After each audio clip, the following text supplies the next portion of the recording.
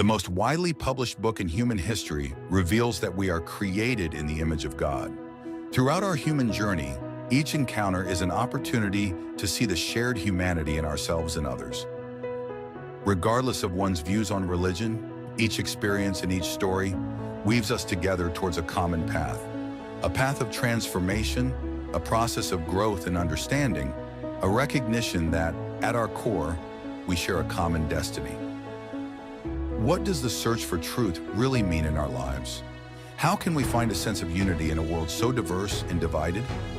As we reflect on these questions, we start to uncover a fundamental connection that binds us all beyond our differences. Welcome to Created in the Image of God, Building Vibrant Communities, with our host, Wade Franson. Tonight's episode is Unbiased News.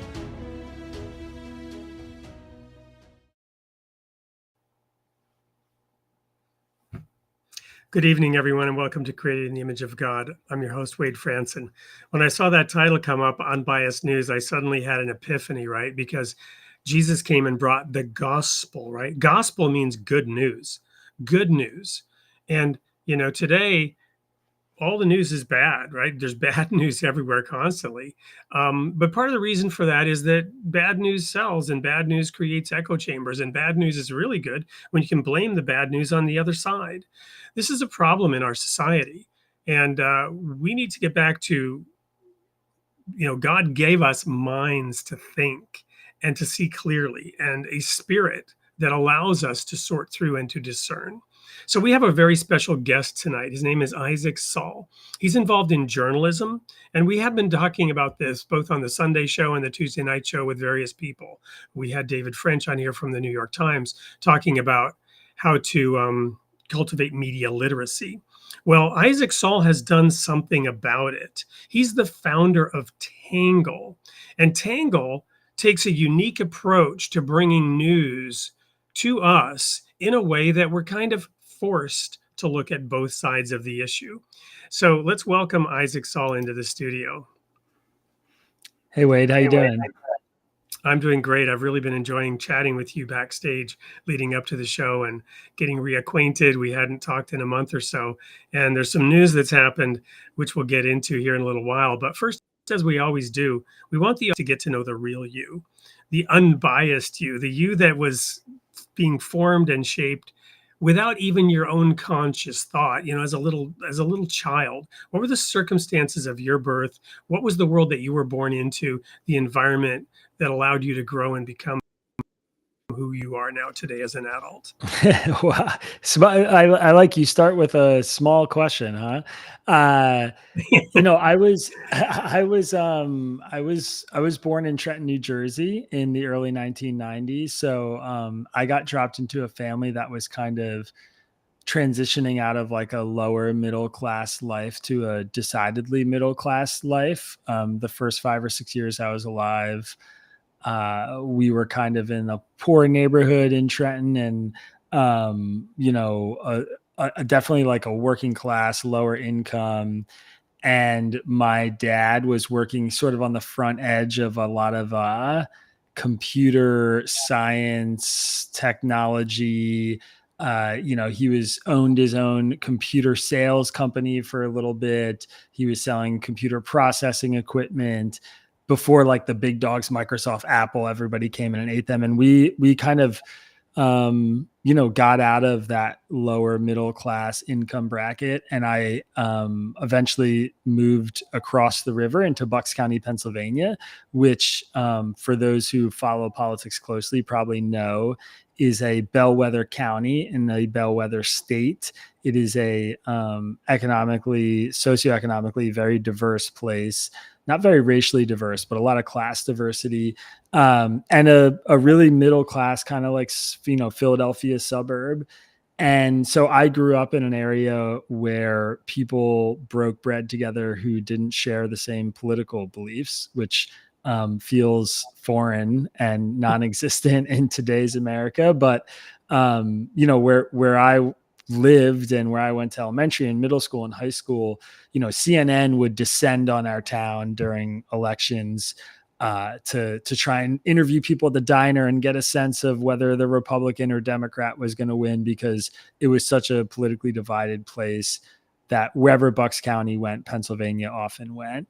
And so, I sort of got to see what that was like and witness what that was like and have very vivid memories of what that was like. And when I went to college at the University of Pittsburgh, which is in Western Pennsylvania, I was similarly in a kind of working class, politically diverse area, a state school, not, in my view, not ideologically captured like some other universities are or have been criticized for being.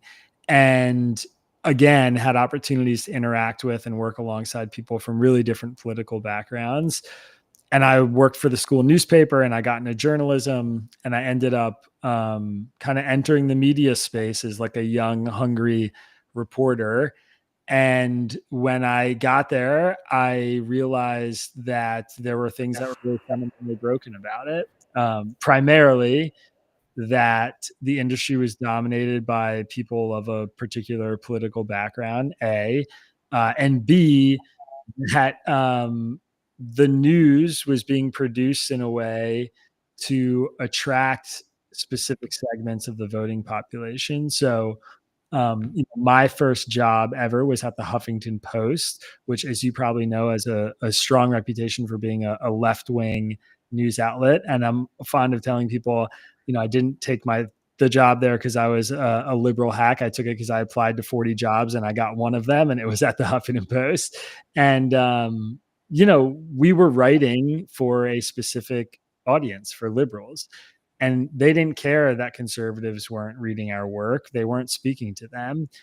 I cared, and I felt like that was a really broken and backward, business model. It didn't make sense to me. I wanted my friends and family from home to be reading my work, but they didn't trust it because it was published in Huffington Post, and they recognized that was a left-wing newspaper, left-wing, news outlet. And so I realized that like we were really bifurcated, and this was in 2012, 2013, 2014, 2015. And at the time, the idea of like a social media bubble or being, insulated, it was relatively new. Facebook was really just becoming the powerhouse social media network it is today. That was kind of a new concept that people were living in their own bubbles. And I saw it really clearly. And as I sort of spent more and more time in the media space, I wanted to fix it. I wanted to build a big tent media organization, a place where people of all political backgrounds could come, be seen, heard, feel like their views were being respected and represented, and also encounter a bunch of views that they didn't like so they could learn from them and grapple with them. And that's why I built Tangle and was sort of the North Star for launching this media outlet. Well, that's an awesome summary synopsis of where you started and how you got to where you're at. I want to go back a little bit and touch on a couple of those things. First of all, in that town, and I forget the exact name of the Bellwether, Bucks New County, Jersey, Pennsylvania. Yeah. Pennsylvania, Bucks County. Okay, so when you look back on that time and that experience, what was your reaction to it? Did you enjoy that? Did it appeal to you naturally? Is that what kind of gave you the bug to go do something like this? Yeah, I would say my friends, I think, would say that I have a reputation for being a little bit argumentative and a bit of a trash talker. And I enjoy like a good discourse and a good ribbing and a good back and forth, and I loved it. I mean, I love that I had friends who saw the world differently than I did. I loved arguing with them. I love that we could, my memories as I was becoming like a young adult, 16, 17, 18, of like, my dad, who's a dyed in the wool Democrat, being really friendly with, a neighbor who's like a hardcore Bush supporting Republican ex-military guy, and they would have beers together and talk, and they could relate to each other. And they disagreed and they'd argue, but they were friendly too, and they would care for each other and look out for each other. And I just feel like we lost a little bit of that somewhere along the way. Like the political identity has become a kind of religious war. It's just different. It feels different. The stakes feel different, and it's harder to bridge that. So yeah, back then, I don't know.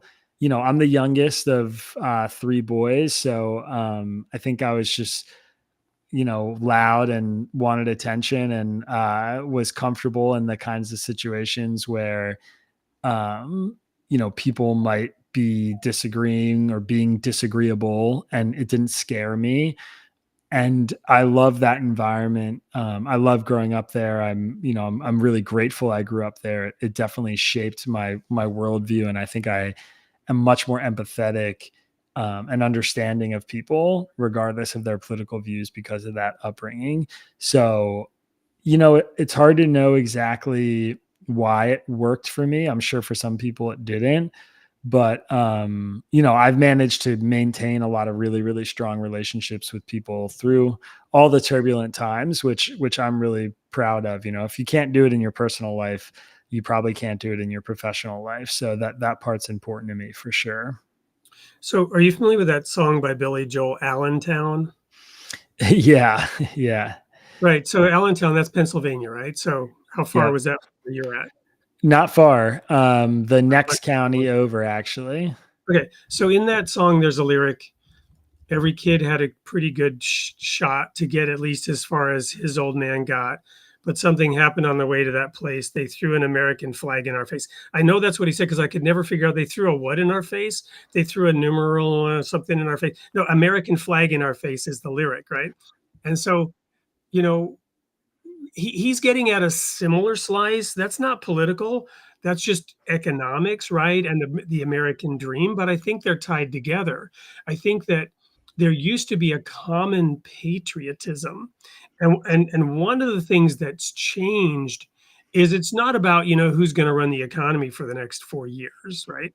It's who owns the soul of the nation, right? And are we a shining city on a hill, or are we a blight on the planet, right? And there's two different views and visions of what America is, what America should be. Our very identity seems to be at stake, in this new situation versus what it might have been 50 years ago. But what's your take on that? Yeah, it's interesting. I mean, first of all, I do think the stakes are real. I think the political parties, as they exist today, are the 2 major political tribes: the Reds and the Blues, Democrats and Republicans, whatever you want to call them. I mean, it changes all the time, but I think they have differing enough visions for the future and real differences. It's like there's sort of a trope in some media coverage where people like to say either they're, the 2 duopoly parties are the same, or they actually agree on a lot more than you think. I don't think that's true, actually. I think that the 2 major political tribes we have are different from each other, and they have different visions for what they want the country to be. And so I think those stakes are real. I think what has changed, in my view, actually, and I'd almost be interested in your perspective on this too, given the context of your show and what you do. But, I think 30, 40, 50 years ago, people had community in their church or their synagogue or their mosque. People had community with their block, the neighborhood that they grew up in, maybe their union or their community center. We don't really have that to the same degree that we used to. And I think today a lot of people find their community in their politics. And the idea that, you're no longer practicing a set of beliefs, but you're now practicing a personal identity, one that's akin to, a religious view. That's a really powerful drug. I think it blinds people, frankly, to, the, hypocrisies of their own team. It forces people to conform often when they shouldn't conform. Like if you're taking principled stances and the people you support are violating those principles, you shouldn't conform to what they've done. You should object and hold to your principles. But I think people often conform. I think those kinds of things have sort of snowballed and pushed us further and further into our corners in a lot of respects. And so it makes the differences that the two major political parties have feel so existential and feel so dangerous to both sides.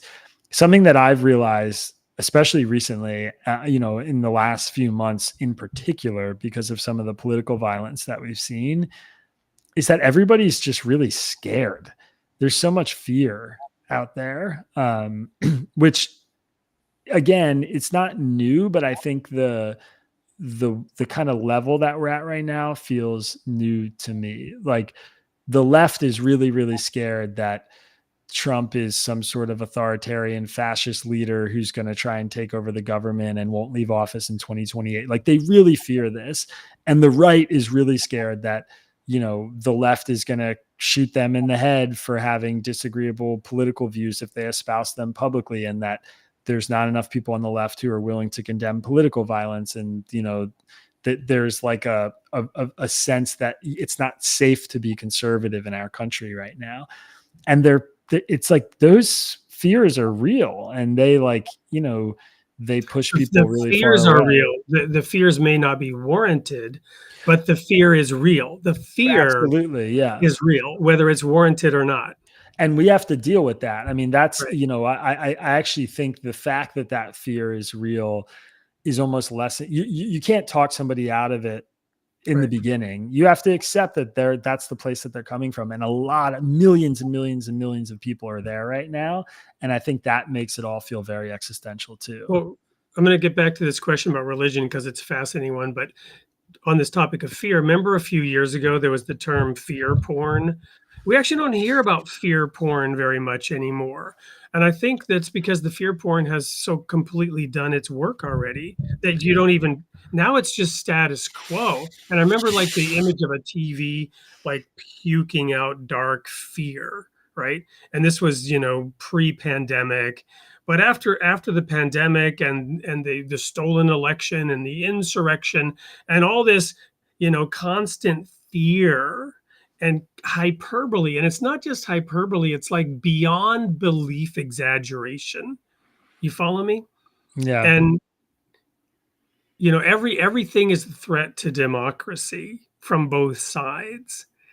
And people are now living, to your point, I know somebody who's an immigrant who has a green card, and she's literally terrified to go outside because she thinks she's going to be snatched somehow. And to me, it's just the most ridiculous thing. But that fear is very real, as you said.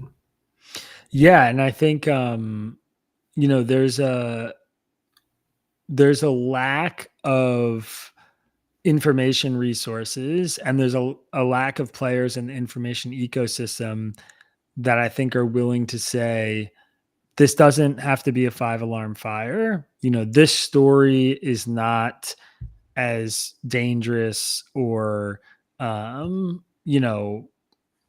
threatening to you personally as it might seem, because most of the media and many of the news organizations that dominate, and also frankly a lot of the independent media, the influencers, the personalities, they thrive on the fear. I mean, they need it in order to get clicks and page views and advertising dollars and subscribers. And so there isn't a lot of incentive to turn the volume down. They have to turn it up. They have to find the next thing to keep people's eyeballs there and to keep people interested, especially because of what you're saying, that like, I think an astute observation that even just 5 years ago, we were so aware of the kind of fear porn. We were so aware of the way like certain stories were being pushed on us in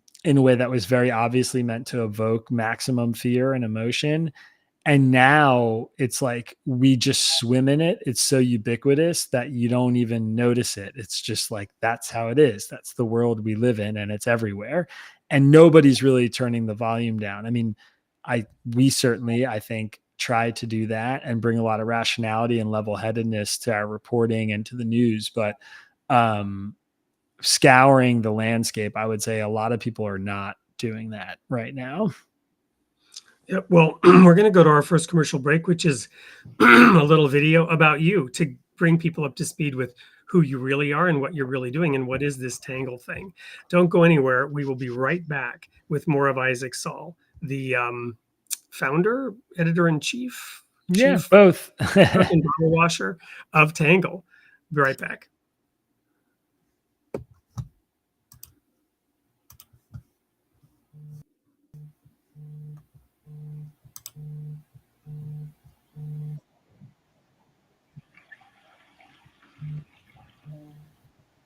This video and stick around for what's the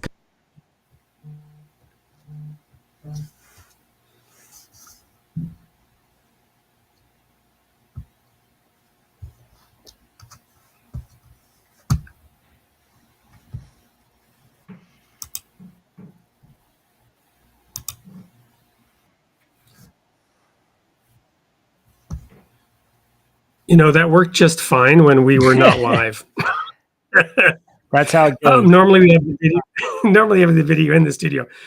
So do your own little 1-minute pitch on Tangle. What is Tangle? Yeah, sure. So we have a really simple North Star, which is viewpoint diversity.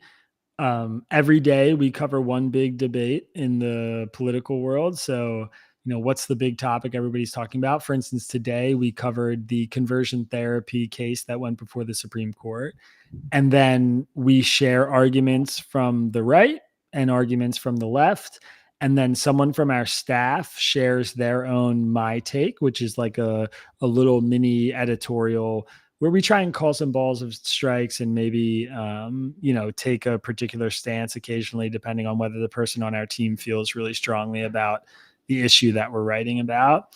And this idea is basically that we're going to put a bunch of views in front of people and let them make up their own minds. And a lot of people in this country are really, really hungry for that right now. Just this simple concept of like, here's 3 arguments from the right, here's 3 arguments from the left. Some of them are kind of more centrist arguments. Some are fringe, maybe far left or far right. But you're going to read our whole newsletter or listen to the whole podcast. And at the end of it, you'll have a really good understanding of what people from across the political spectrum are saying and thinking about this topic. And then you get to grapple with it on your own. And we trust you to make up your own mind and think for yourself a little bit. And it's shocking how few places do this, offer genuine viewpoint diversity. And it's also shocking how many people are out there who are craving this kind of media. I was skeptical when I started this, to be totally frank. I was, we were doing the opposite of what everybody else was doing. Everybody's running towards the partisan media, picking a team, fight for your team, put those messages forward. It's a really good way to grow your audience and to get traction and subscribers and advertising dollars. And I had this idea that, the proposition for people is you're going to have to read views that you like and views that you don't like.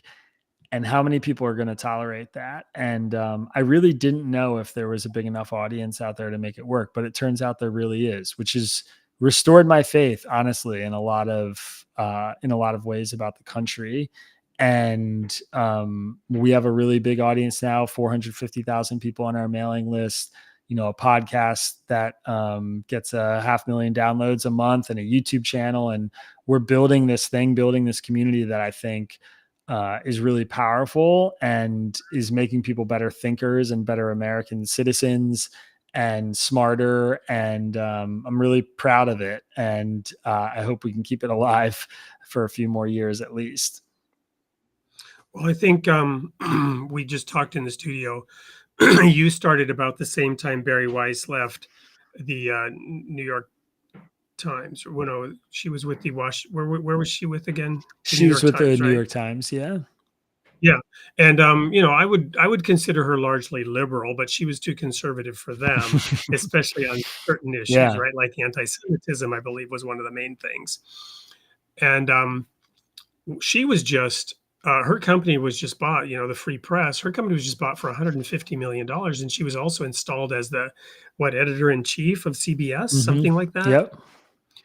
So obviously, your model has legs, and you're doing well. You're following in some great footsteps. And again, you started at about the same time. Not that you're following in her footsteps, but she jumped into it from a more prominent position. Let's say, maybe got more immediate traction. But so the future in that sense kind of looks bright. But I would also ask, CBS obviously is making a play here, a play maybe for credibility. There are a couple of comments in the chat. We won't go there just yet about how to restore credibility for the news.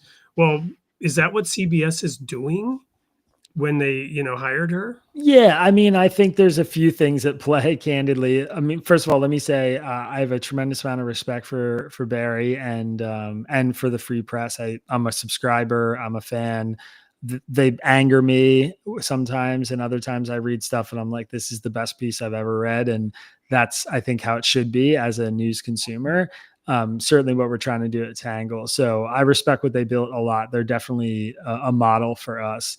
I think CBS is doing a few things. First of all, I think they understand that they've lost a lot of conservatives, candidly.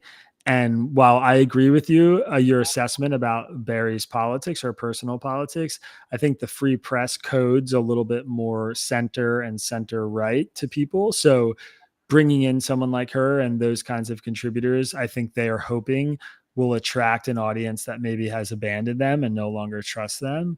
Um, to be very candid, I also think the new owners of CBS probably really like Barry because of some of her viewpoints, about the war in Gaza, about Israel more broadly, the kind of center right positions that the Free Press has staked out editorially. I mean, there was an ownership change at CBS, and they haven't been shy about the fact that, those new owners have particular sort of center right views on a lot of stuff, and they want to reshape this institution of American culture, which CBS is. It's still a really powerful television network that millions of people watch every week. And so I think she fits the bill for that too.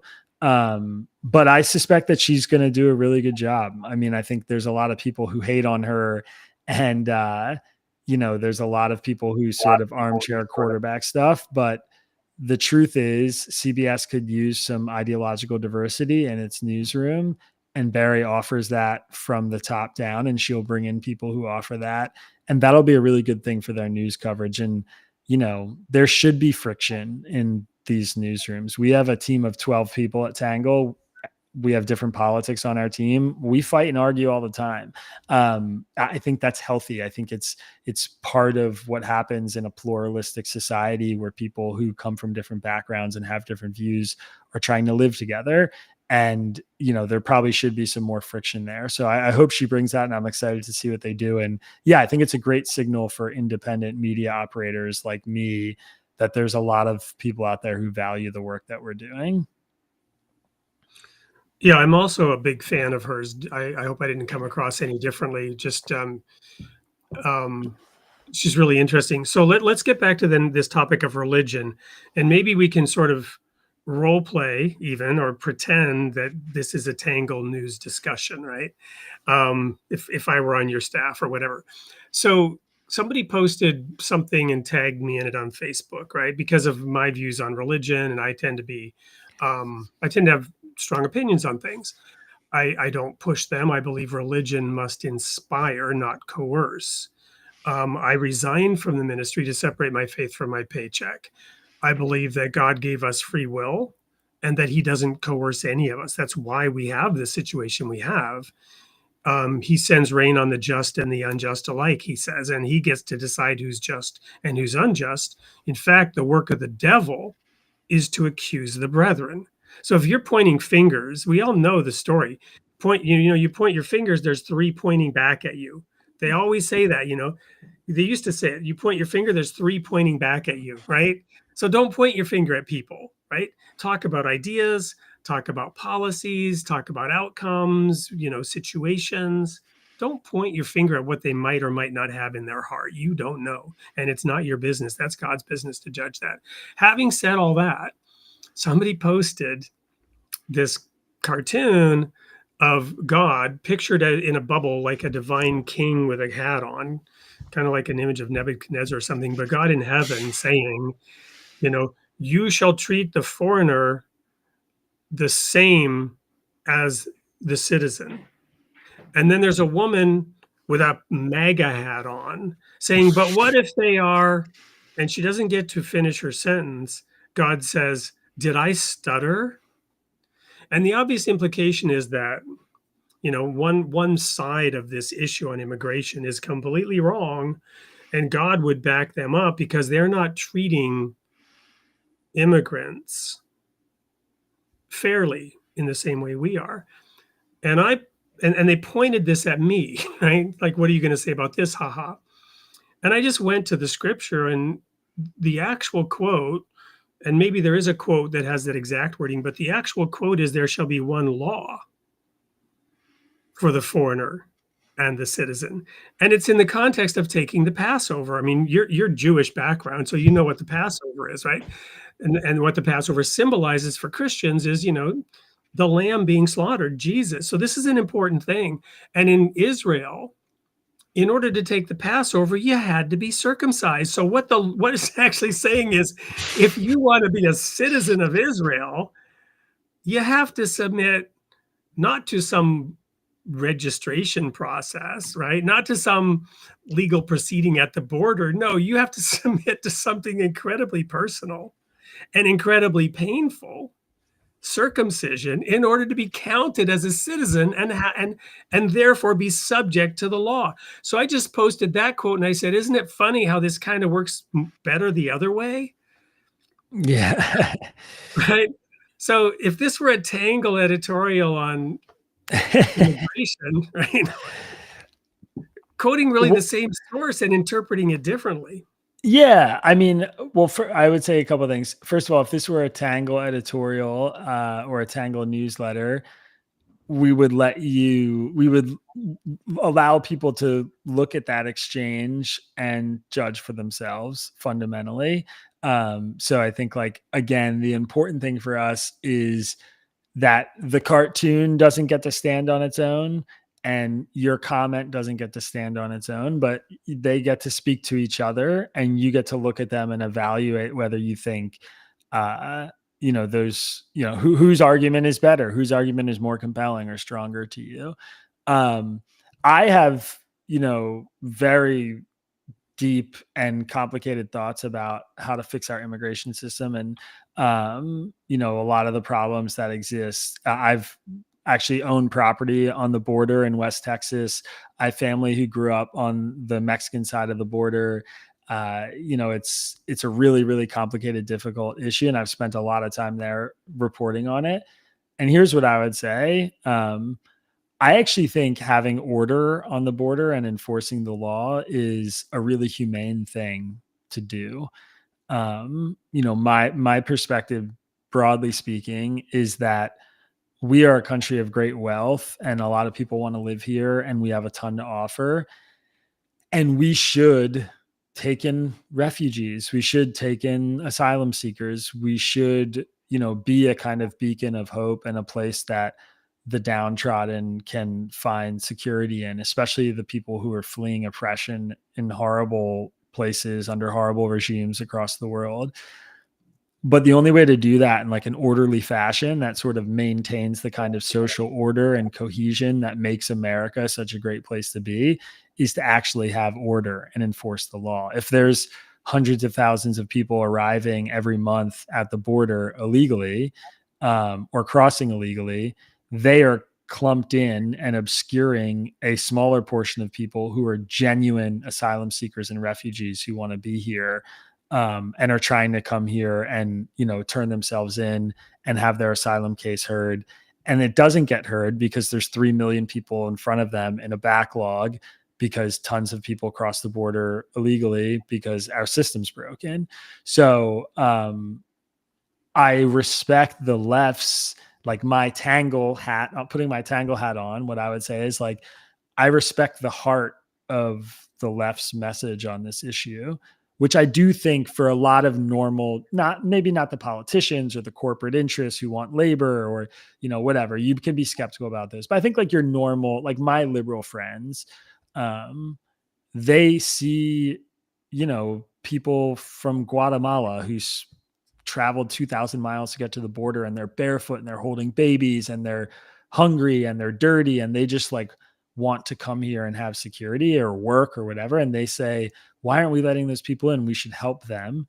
And I respect that a great deal. And I think that's a good inclination to have. I just also respect the conservative perspective, which is like, if you want us to take those people in and help them assimilate and, live here and have fruitful lives here, they can't come with 100,000 other people in a week. We need order. We need to be able to process them, and we need to be able to afford it as a society and all those things. So you have to kind of find a way to balance that. That's how I would approach that issue. But that is a funny interaction. That sounds like Facebook to me. People throwing pot shots from the rafters. I know what it's like. So I appreciate you handling it with, go to the source and tell them what it actually says. That's a good way to navigate it. Yeah, and I did it sort of tongue in cheek, just it's funny how it. But anyway, so let me share a little bit of my personal story. As an 8-year-old, my parents divorced. My audience knows pieces of this story. My father came and my mother was given full custody because that's what happened always, right? Almost always. My father came and told the babysitter he was taking me and my 2 sisters to the mall, just didn't tell the babysitter the mall was in Sweden. Now, I was born in Canada. Whoa. My father was born in Sweden. My mother was born of English parents. So you got this citizenship issue right there. My dad at the time had a green card. I had a Canadian passport. He holed up in a hotel in Alaska trying to arrange to get the passports. My younger sister was born in the US. Her passport had expired. He managed to get somebody on Scandinavian Airlines to get him onto the plane. But they, and he was working with an attorney on this, and he told the guy told him they're gonna stop you at Arlanda in Stockholm and send you right back to the waiting arms of the FBI because this was a kidnapping. This is a real kidnapping, wow. But it was pre-cell phone and everything. So my dad kind of smooth talked the border agent, put my younger sister's passport on the bottom. You got the Swedish, you got the Canadian. He's telling me this story. The guy looked at it, stamped it, and we were through. We got through. Wow. He separated us with 3 sets of aunts and uncles and went back to Alaska to earn the money to pay for the international court battle. So I was separated from both parents and my sisters for 2 years. Oh my God. Because of essentially, similar circumstances to what's happening on the border every day. Somebody's got a kid, divorce, whatever. Some of this stuff is exactly like that. I can speak from the inside. After 2 years, they ordered my dad to come live with us, and he set up a household with a nanny and the kids. And the reason he hadn't remarried is because of religious beliefs. He felt he was still bound to his first wife, who had divorced him. So he wasn't free to remarry, right? It gets to the Supreme Court in Sweden after 2.5 years. And now my mother shows up with a guy she met in a bar in a sham marriage, because the reason he did it in the first place was she was an alcoholic. And she convinced the court to give her custody. So she gets us on a plane back to Canada, but she's so drunk coming down the tarmac into the waiting media to tell the story of Mother Bear winning back her bear cubs that she couldn't get down to the tarmac, and she was belligerent. They shoved her in a car, but that didn't stop the newspapers from telling the story about this happy reunion. You follow me? Which was anything but. Wow.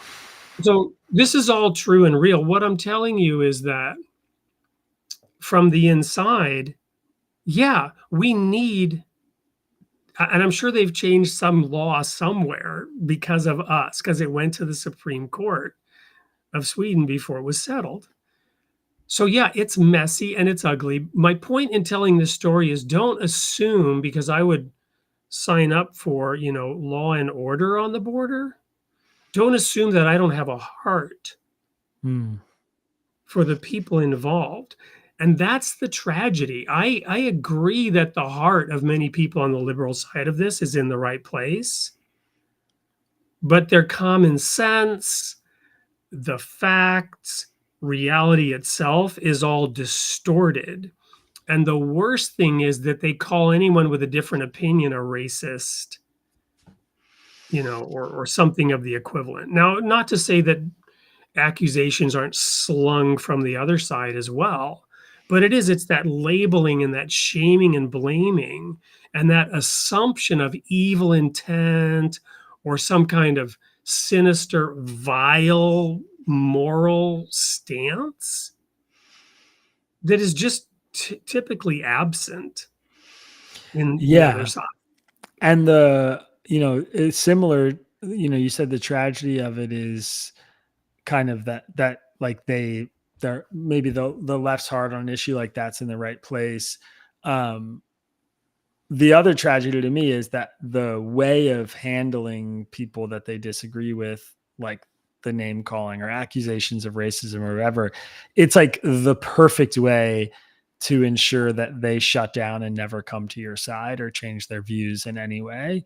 I think as a political observer, something I've noticed, especially in the last 10 years, is that conservatives are just way better at recruiting, at like bringing people to their worldview. And I think a lot of conservatives who hold like conservative beliefs would say, In recent years, right? But the pendulum yeah, has swung on that. that's what I say. Yeah. In the last 10 Yeah. years, I mean, I Yeah. really like it's a new phenomenon, but I think like part of it is that conservatives were in the cultural minority for a long time. And so they had to defend their views more often. And they, like iron sharpens iron, they became really good at like talking about why they believe the things they believe, where a lot of liberals just sort of believe the things they believe because everybody believes them and they never really had their views tested. And that became really apparent in the last 10 years. But also, I just think there's a kind of purity politics on the left. I tell a story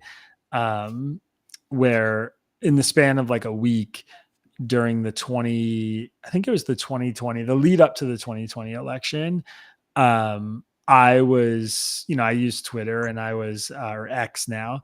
And I had tweeted something about, how Donald Trump was like a master of the media and he was so good at getting attention.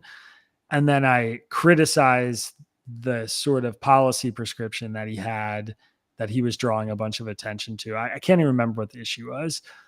And the replies to my tweet were just all these people saying like, you understand, like Trump's a genius. Welcome, come, like MAGA, put your hat on. You're one of us, like even though I was criticizing something that he had said, it was like the fact that I acknowledged how good he was, how smart he was with the media and how well he worked over journalists and got attention. People were just like, his supporters were like, beautiful, come with us. And then like a week later, I was saying something about Elizabeth Warren, Senator Elizabeth Warren. And in my tweet, I literally said, I think Elizabeth Warren has the right idea about this like housing policy and more people on the right should be considering it. And the responses to the post were people on the left pissed off at me because I called her Elizabeth Warren without calling her Senator Elizabeth Warren.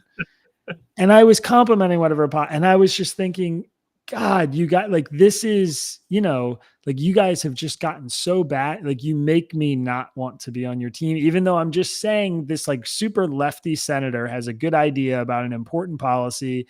And all you can see is that I didn't, they just accusing me of being a sexist for not calling her Senator Elizabeth Warren. When I go criticize Trump and the criticism of him draws his supporters in to tell me, yes, you're one of us. And that's sort of the dynamic that we've been living in for a while. And I think there's just like there's a real big tent attitude that the right has started to adopt in ways that the left still hasn't in this modern political moment. that's interesting, and it's changing our politics, I think, really quickly. So yeah, I see and experience some of that stuff that it sounds like you've experienced too. And you're right. The right does it too. It's not, of course, I'm not, the right demonizes people on the left all the time. And it's equally as destructive and counterproductive. And I wish it would stop, but it's But it seemingly getting sounds, more common. yeah, it sounds like that the whole point of Tangle, though, is to, I like to talk about the razor's edge. You have to walk the razor's edge between these, viewpoints. But somebody else says, no, it's not a razor's edge. It's a broad highway. We just need to invite more people to it. Yeah. And I think both of those are kind of true, but Tangle's definitely taking the broad highway approach, it sounds like. Yeah, I mean, our North Star is that we're a big tent media organization. Everybody's invited. We want people of all political backgrounds to be reading our content. We want to be a meeting place for people of all political backgrounds to engage with each other. And like sometimes I think we're doing a really good job of that. Other times I think we struggle, like I've noticed in our inbox when people reply to some of our newsletters and emails we sent, a lot of the replies have a more conservative bent. I think a lot of conservative readers like writing in privately and one-on-one engagement. And in the comments section of some of our articles, it seems like there's more liberal readers who are interacting there. And so, I'm thinking about ways to try and bridge that gap to get those people interacting with each other more. Because I think I'm not trying to get everybody to hold hands and sing kumbaya and say like, we all agree and we love each other. It's not the point. It's that like we understand and respect where each other are coming from, and we figure out a way to live with that friction, and we can disagree, but do it in a way that, doesn't end in political violence like we've seen, or doesn't end in the sort of maximalist, sensational, scary, the world's burning, the country's going to civil war kind of rhetoric. I think we can do a lot better than we're doing right now. Yep. Well, we're going to go to a quick commercial break. And then when we come back, we're going to interact with a couple of the audience comments and wrap this up because the time's really flying by. It's fascinating. And I really thank you for being here. Don't go anywhere. We'll be right back with more of Isaac Saul.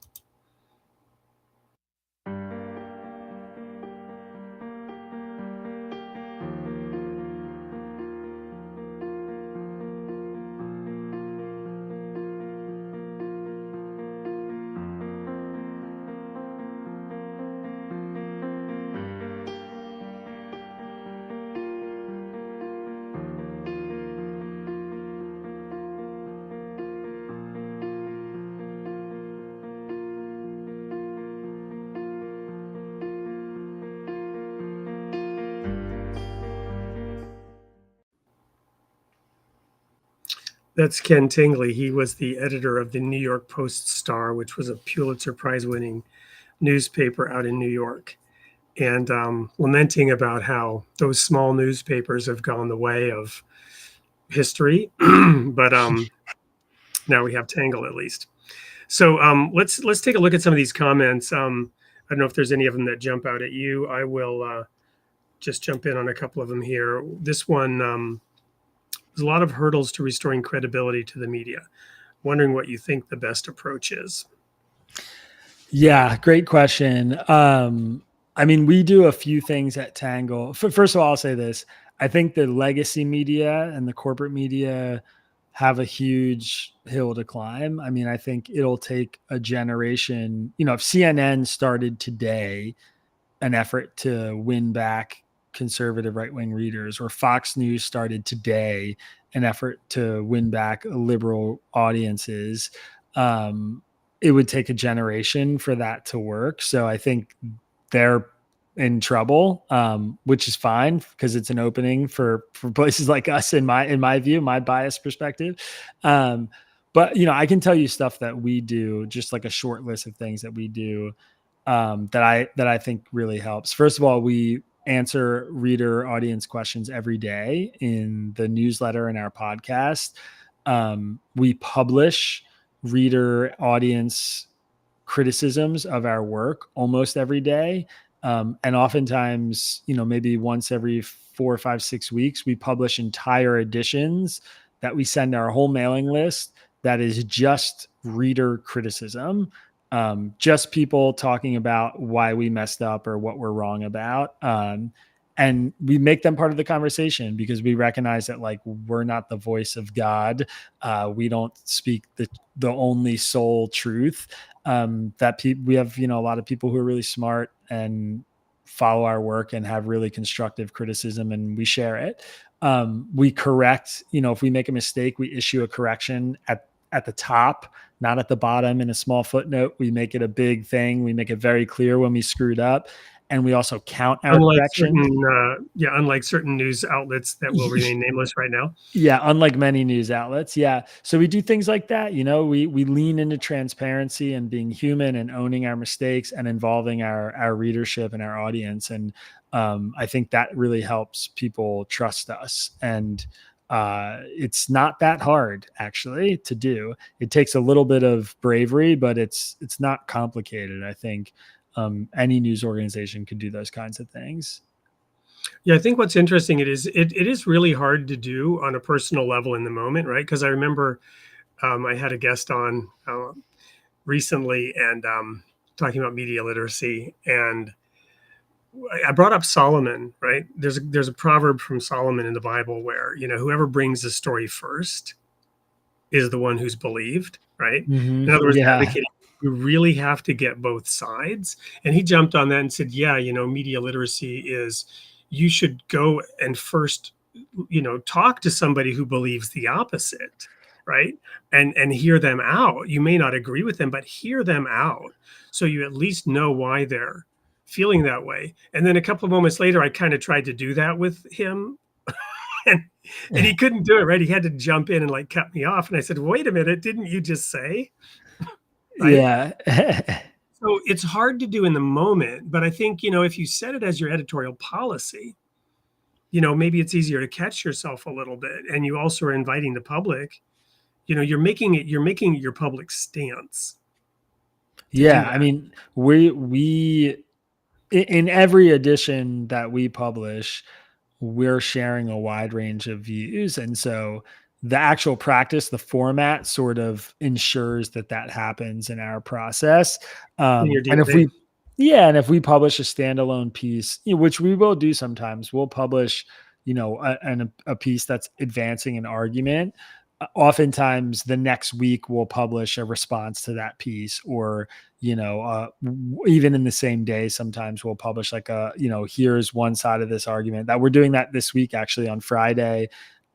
We have one interview coming out with somebody who believes that Russia is fully responsible for the war in Ukraine, and we're sharing that interview. And then 30 minutes later, we're going to share an interview with somebody who thinks that NATO and Ukraine and the United States bear a lot of the blame for the war and provoked Russia. And we're just going to put those opinions out there and let people make their minds up, which I think is a good way to do it.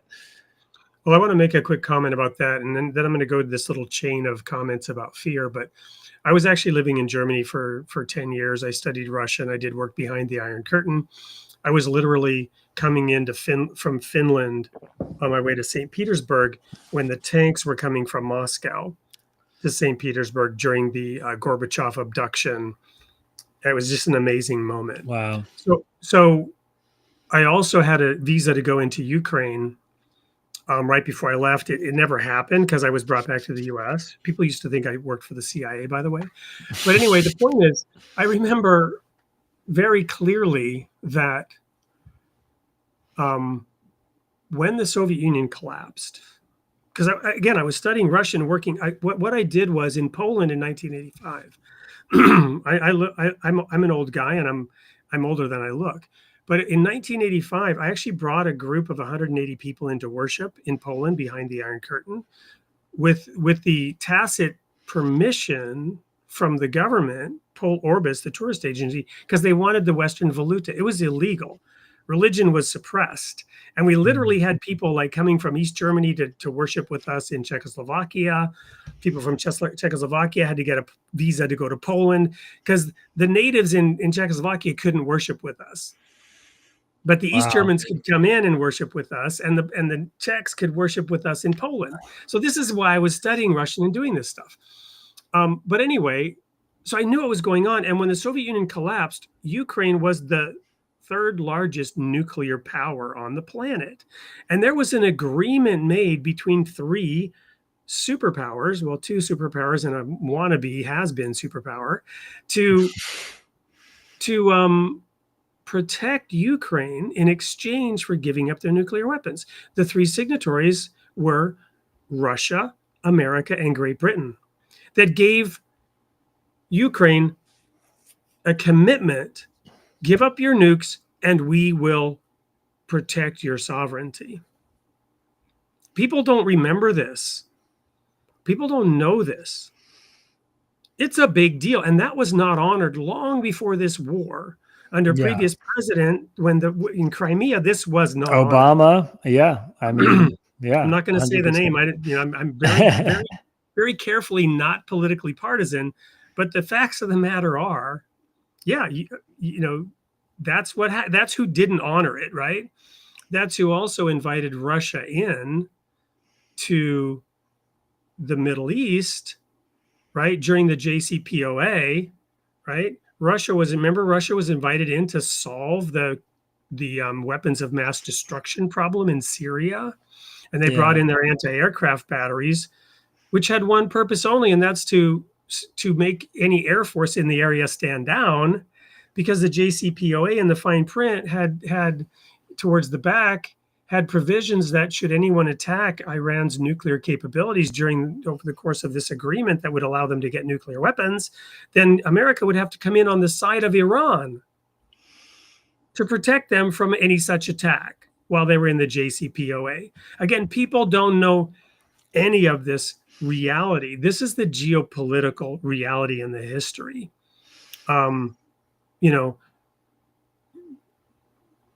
Those who don't learn the lessons of history are doomed to repeat it. It has been said, right?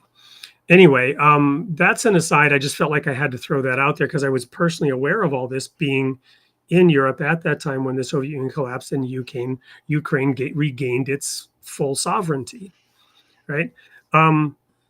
So I don't know if you have any comments on that. Feel free to jump in. Otherwise, we'll just jump to these comments on fear. I mean, I have strong personal views about the fact that, in my view, Putin is very clearly the person in control of whether the war stops or goes on, and maximum pressure on him, in my opinion, is a good thing. I have family in Ukraine, so it cuts close to home for sure. And, there's a country of 40 million people who want to live freely and elect their own leaders, and they were invaded. And I think that's a problem. So, it is. But like, to your point, there is so much deep history there that's kind of been memory hold, and our commitment notwithstanding. I mean, certainly an important part of it. Yep. And my point is, it's not just something that's happening now. There is that deep history, right? So we were talking about fear some time ago, and Boo Time, it's wild how fear sells. We rarely stop to ask what it's doing to the public trust. And then Emily responded, it's ruining it. But fear is a business model overall. Someone came in and praised Tangle, going back to fear being the hook. Truth becomes the casualty, said Gina. That's why outlets like Tangle matter. Tangle is awesome. So you got a fan there. But this is where I wanted to go with this. Do you think audiences, because you and I were talking about this before the show started. Yeah, it's a great question. Audiences are partly complicit, that we want to feel outrage or fear because it gives a sense of certainty or belonging. Yeah. Great question, Chloe. And as Wade said, this was actually something I was just bending his ear about before we came on the show, which is a view that I have here that, I think the people watching this, audience, news consumers more broadly, should take more ownership over the power that you have, the responsibility that you have. I have friends who complain to me about the media. I'm responsible for everything every journalist and media organization does because they know me. So I get blamed for everything. So, they'll say stuff to me like, why does the New York Times cover every, sex scandal in Donald Trump's life and all his marriage troubles? And they have 5 articles about that on the homepage. And My response is because you click on it. Every time that you are navigating the internet, which is how most people consume their news these days, if you click on a news article or you give a view to a video or you sit down and watch 20 minutes of something on YouTube, you're sending a signal to those news organizations, A, that you want more of that, and B, that they can monetize this kind of content. So, I as I navigate the space, I think of every click like $1. If I click an article in the New York Times, I just gave them $1 for publishing it. They probably made something like that. Maybe it's 10 cents, but the the reality of it is that you're sending a signal to them about what you value, and you're also sending a signal to them about what kinds of content they can make money off of.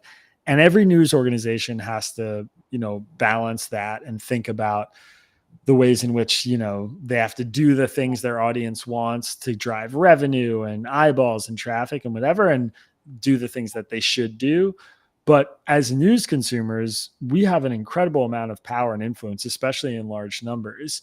And I think that's one of the things that I find a little bit frustrating about, a lot of the media criticism. And I think, Chloe, like your point is, we are complicit. The audiences are complicit. We reward the fear. If you go to the homepage of a news organization's website and there's an article about a new healthcare policy that's going to reduce the cost of healthcare for 20 million Americans, and it's like a wonky story about how the legislation came to be, and then right next to it there's a story about 20 children dying in a bus crash, you're going to click the story about the bus crash. Most people do. But when you do that, you're rewarding the kind of, if it bleeds, it leads mentality, or the fear or the outrage. And so I think people should be really cognizant of that and think deeply about how they operate as news consumers, because you can send strong signals out there, which helps. So follow-on question to that as we wrap this up and crash land this plane. Yeah. First of all, yes, certainly being member funded creates certain pressures. I have tried to inoculate ourselves to these pressures in a couple ways. One is just being really aware of what the phenomenon is, most commonly called audience capture. It's the idea that, like, you publish something your audience likes, so you keep publishing the thing your audience likes. You feed them what they want, and now you've been captured by the audience. And then when you diverge from that, they get upset, and then you're forced back into that. We, as a news organization, have a really intentional decision-making process about what stories we're going to cover and why. And generally speaking, what we do is we go toward the debates. So we're sort of like out at sea, and the tide kind of takes us in the direction that the dialogue's happening. So in a lot of ways, we don't get to choose the way traditional news organizations might get to choose, because we just have to wade into the really difficult, messy stuff, and we do it over and over and over again. And that's one of the big reasons why we lose a lot of readers. We're growing, which is awesome because our pitch is so good and I think so many people want us. But to be totally honest, like, a lot of people unsubscribe because they get pissed off about a story we cover, or they're upset that we didn't take the angle that they wanted us to take, which, it's frustrating. It's like the whole point is that we're not doing that. But it's the reality of doing the work. And at this point, we're big enough and we have a good enough business model that I don't feel a lot of pressure to do what the audience wants to do. And trust me, I make them very angry a lot, and I make them really happy a lot too. But that's part of the experience of, I think, consuming the news that we produce, is like, you're going to have to confront stuff that you don't like. And it's good for your brain. I think we need to do that more often. Wonderful. Well, we've filled up the time already. Isaac, anything you want to leave the audience with before I jump into the sneak peek on who's going to be? Look, I would say in your personal lives, if you want to be a part of the solution, saw one of your audience members ask that. I think the best thing you can do is, find somebody who disagrees with you politically in real life. family member, neighbor, friend, and just spend time talking with them, break bread, share a beer, have a coffee, whatever it is. The in-person dialogue with an open mind where you ask questions and you actually try and listen to what they say, doing that at scale as individuals, I think would do a great deal of good. And yeah, if you are interested or like anything you've heard, please go to readtangle.com and check out our website, sign up for our newsletter and give it a shot, because you'll probably like it. Wonderful. It's been just a pleasure having you here. I've learned a lot, really been engaging. I hope we can find a reason to have you back on here soon. We'll all be following you to see if you're, going to be the next editor-in-chief of some major news station as your organization gets bought out. But in the meantime, keep up the great work you're doing to take that razor's edge, widen it out a little bit, help more people, move out of the left ditch, out of the right ditch, whether it's an inch or 100 yards or 10 miles towards the center of the road, so that they can at least hear and have a dialogue with people coming at it from the other direction. Thanks, Wade. I appreciate you having me on. It's been a pleasure. Everyone else, stay tuned. We're going to air the sneak peek for next week's show. And meanwhile, remember, you are created in the image of God, and God loves his creation. We'll see you next week.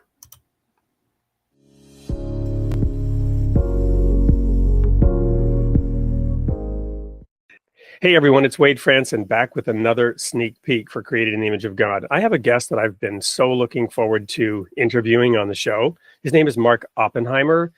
He says that he likes his religion somewhat traditional. He's Jewish here in America. And on the political sphere, he might be somewhat more left of center. His work, as he described it to me in our brief preparation for this interview, is he likes to objectively report on things, obviously to help people form their own opinions, but he sometimes offers his own as well. So he's an interesting mix of what America needs more of, in my opinion, right now. Welcome to the studio, Mark. Thank you. Good to be here. Well, we always like to let our guests know a little bit about who it is that we're interviewing. So how would you describe your upbringing and background? I'm a New Englander. I was raised in Springfield, Massachusetts, the eldest of 4 children, 2 Jewish parents, very different kinds of Judaism. My father was from the what is called classical Reform tradition that was created by German and Central European immigrants in America. My mother's parents were both from Orthodox backgrounds, but had become communists, so very aggressively secular in their outlook. And so I sometimes joke that I was uniquely bred to be indifferent to religious observance, but somehow it didn't work out that way. And then I went to college and ended up doing a PhD in religious studies, but never with the idea of being a scholar. Always much more interested in going into reporting and bringing religion and religious news to a broader public rather than staying in academia. So, and fortunately, it all worked out. Well, I'm excited to interview you because my audience knows I'm serially putting out a series of articles, writing a book on the role of religion in civilization building throughout history. It's a sort of a, for dummies, right? I'm no scholar either, but looking back, starting with Adam, Abraham, Noah, what did these people contribute, and then Moses, of course, and Jesus, but also Muhammad, Buddha, civilization's rise, Göbekli Tepe taught us this, that, first came that temple that you're probably familiar with this, and the religious idea, and civilization arose from the idea of religion. So this mix that you probably got from your parents, how do you incorporate this view in your reporting and writing?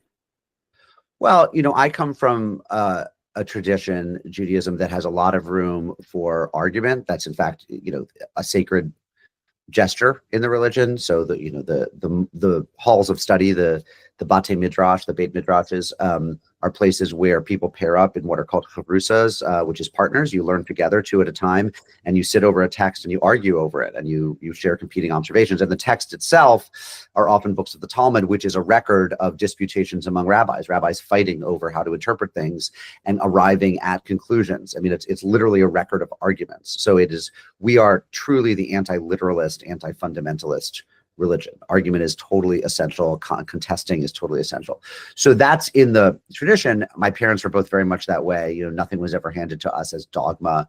You know, in anything, in religion, in politics, in life, you know, we were encouraged to argue with them. Not that they didn't have this final say in their household when we were growing up, but there was certainly no because I said so. I mean, it was always, you know, you explain stuff, you talk about stuff, you quarrel about stuff. And then I entered into, you know, a guild of journalists where part of the job is to always be seeking different points of view. So, so I think that in a lot of ways, starting with my religious heritage, I'm inclined towards skepticism, argument, disputation. The other thing that I would say Judaism and the Abrahamic faiths give us specifically, which I think is very much in my intellectual DNA, is a kind of anti-relativism. I mean, remember that it's Torah, it's the Old Testament that says, you know, there's one God, not multiple gods. You have to worship this one God, and anything else is idol worship. And so they were saying to a world of people that was organized by warring tribes, each of whom had their own local divinities, their own local icons. They were saying, actually, that doesn't work. Your icons are not as good as ours. In fact, they're idols. There's one God. And what that means, of course, is that there's one set of ethics. So it means that if rape is wrong in this town, it's wrong in this town. If stealing is wrong in this town, it's wrong across the valley 20 miles away. That's really, really important. I mean, that's how you end up with meaningful systems of justice. That's how you end up with a Rawlsian idea like justice as fairness, is that you say there's whether you want to say one God or one morality or one set of rules, the idea that it not only can apply to everyone, but has to apply to everyone is really essential to, you know, to civilization. So the idea of a true north, right? But people coming at it from the north, south, east, west will have different perspectives and views. There's maybe a thesis and an antithesis, and it's up to each person to form their own synthesis in light of understanding that there is a true north. Is that right, fair? And more, yeah, absolutely. And more than that, I mean, Judaism teaches that we do not teach that everyone should be Jewish. In fact, there was a specific covenant with a specific group, with a family, with one family, and it's a permeable family. It's a family that you can marry into and be adopted into. It's not just bloodlines, but it nevertheless, it is a family, a kinship network. And they are supposed to have Jewish practices, but Gentiles are not supposed to have Jewish practices. They're supposed to have the practices of whatever their communities are. But even there, you have the Noahide covenant, right? And the righteous among the nations. So there was a full standard for all people, and then the Jews had specific requirements that were not applied to everybody else. Yeah, and by the count of Maimonides, the medieval, you know, Iberian sage, there are 613 mitzvot or commandments that apply to Jews. Many of which are not practicable without the temple. I mean, unless and until a temple gets rebuilt, there's several hundred of them that are irrelevant. But there are still, you know, a couple hundred that are relevant and apply to Jews, and some apply according to Orthodoxy to Jewish men, and others to all Jews, but to Jews. And then there are 7 Noahide laws that apply to everybody. You know, do not, you know, honor thy father and mother, and do not kill, and things like that. So. And is blood also that you shouldn't be eating blood? Is that one of the Noahide laws? Yeah, the dietary laws are not among the Noahide laws, I don't think. Okay. So we'll research it before the show. Yeah. I'm gonna crash land this plane now, but but everyone needs to tune in, because what we're seeing here. We're gonna keep going. This is the sneak peek, short one. So what we're seeing here, folks, is that you can't really truly understand the modern world and some of the issues and challenges that we're having on the face of this planet right now. Some of the top issues can be much better understood by taking a little bit of what Mark has, which is that deep study into religion and its role in society. So Mark, I could not be more excited about spending a whole hour with you in front of a live audience on October 1st. No, anything you want to add? Because I didn't mean to cut you off. No, you said October 1st. That's wrong. It's October 21st. October 21st. Thank you for correcting me. See, no, we're not going to argue about that. We're going to settle on October 21st. I have nothing to add. It'll be great. It'll be great fun. Awesome. Thank you, everyone. See you there.